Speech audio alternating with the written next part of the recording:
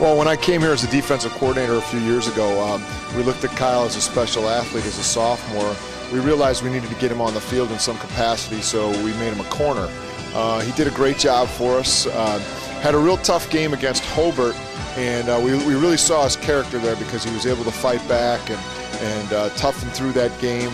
And last year, when I was with Brett, still the defensive coordinator, we decided to really give Kyle the ball towards the end of the year. And I know I got on Brett a lot. I thought, Kyle's a great kid.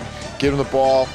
He'll make our running game much stronger. And I think those last 5 or 6 games of the year, Kyle almost had 1,000 yards in those games alone. So we right there, we knew Kyle was a pretty special kid and a great player.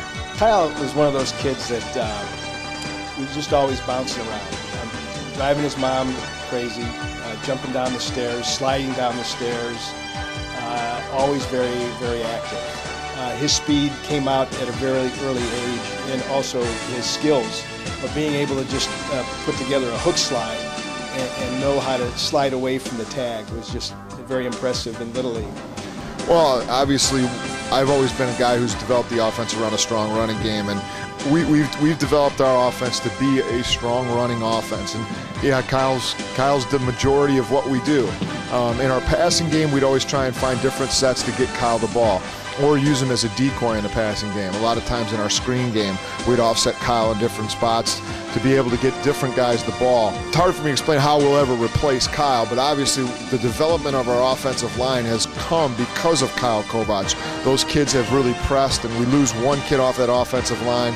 So we think that our offense will continue to develop, continue to get better, but it's going to be very difficult to replace Kyle Kovach. The one thing that really brings me joy is to see how much joy Kyle brings to my dad. My dad's 80 years old, and he does not miss a single Andrean football game or baseball game.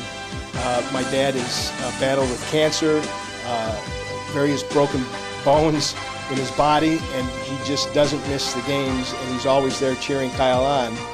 And the joy that we see in his face from watching Kyle play, it's just wonderful. He's just a great kid. I don't think you'll find a kid in this school that would say a bad thing about Kyle.